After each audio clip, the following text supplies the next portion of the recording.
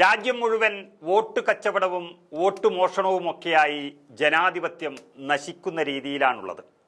ഇപ്പോഴിതാ തൃശ്ശൂരിലെ വോട്ട് വിവാദം അതും വലിയ ചർച്ചയായിരിക്കുന്നു. തൃശ്ശൂരിലെ MP സുരേഷ് ഗോപി കേന്ദ്രമന്ത്രി പ്രതികരിച്ചിരിക്കുകയാണ് ഇതുമായി ബന്ധപ്പെട്ട്. ശവങ്ങളെ കൊണ്ടുവന്ന് വോട്ട് ചെയ്യിപ്പിച്ചവരാണ് തന്നെ കുറ്റം പറയുന്നത് എന്നാണ് സുരേഷ് ഗോപി പറഞ്ഞിരിക്കുന്നത്. ശവങ്ങൾ വോട്ട് ചെയ്ത് വിജയിച്ചവരാണ് നിങ്ങളെ വഹിക്കുന്നത് എന്നും അദ്ദേഹം പറയുന്നു.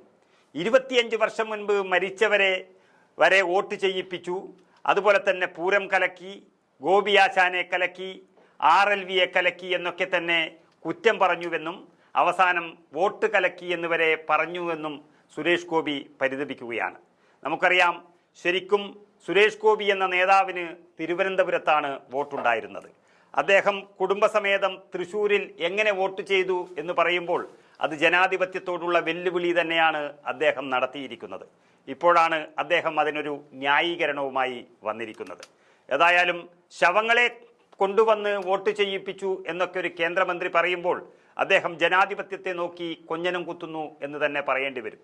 ഇടുക്കി മൂലമറ്റം ഗണപതി ക്ഷേത്രത്തിന് സമീപം നടത്തിയ കലുങ്ക് സംവാദ പരിപാടിയിലായിരുന്നു സുരേഷ് ഗോപി ഇങ്ങനെ പറഞ്ഞിരിക്കുന്നത്.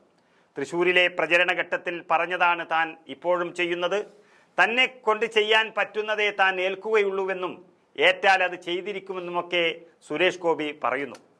എന്തുകൊണ്ടാണ് അദ്ദേഹം തിരഞ്ഞെടുപ്പിന് മുൻപ് തന്നെ തൃശ്ശൂരിൽ പൂരം കലക്കലുമായി ബന്ധപ്പെട്ട് സുരേഷ് ഗോപി ഇടപെട്ടു എന്ന് പറയുമ്പോൾ അദ്ദേഹത്തിന് വ്യക്തമായ ചില പദ്ധതികൾ ഉണ്ടായിരുന്നു എന്നുള്ളത് ഉറപ്പാണ്.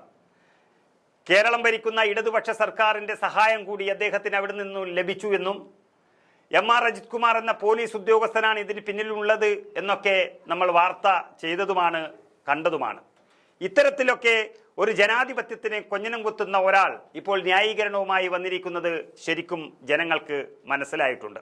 എയിംസ് വിഷയത്തിലും സുരേഷ് ഗോപി പറയുന്നുണ്ട്. അതായത് ആലപ്പുഴയിൽ എയിംസ് വേണമെന്ന് 2015 താനെടുത്ത നിലപാടാണ് എന്നും അത് മാറ്റാൻ കഴിയില്ലെന്നും സുരേഷ് ഗോപി ഉറപ്പു പറയുന്നു. തൃശ്ശൂരിലെ MP ആയ സുരേഷ് ഗോപി ആലപ്പുഴയിൽ എയിംസ് കൊണ്ടുവരുന്നതിനെപ്പറ്റി തൃശ്ശൂരുകാർക്കും ചിലത് പറയാനുണ്ട് എന്നുള്ളത് വാർത്തകളിൽ നിറഞ്ഞതുമാണ്. അങ്ങനെ ആലപ്പുഴയിൽ എയിംസ് നൽകിയില്ല എങ്കിൽ അത് തൃശ്ശൂരിൽ വേണമെന്നാണ് തൻ്റെ നിലപാട് എന്നും പിന്നീട് സുരേഷ് ഗോപിക്ക് പറയേണ്ടി വന്നു.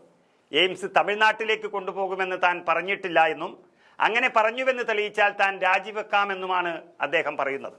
ഏതായാലും മരിച്ചവരെ പോലും വോട്ട് ചെയ്യിപ്പിച്ചു എന്നുള്ള സുരേഷ് ഗോപിയുടെ വാക്കുകൾ അത് അദ്ദേഹം തെളിയിക്കേണ്ടതാണ്. ഏതായാലും മരിച്ചവർ വന്ന് വോട്ട് ചെയ്തത് ആർക്ക് വേണ്ടിയാണ് എന്നറിയില്ലെങ്കിലും തൃശ്ശൂരിൽ തിരുവനന്തപുരത്തുകാരനായ സുരേഷ് ഗോപി വോട്ട് ചെയ്തത് സത്യം തന്നെയാണ്.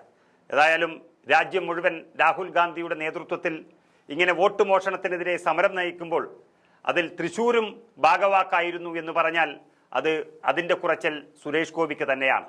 അത് അദ്ദേഹം മനസ്സിലാക്കിയാൽ നല്ലത്.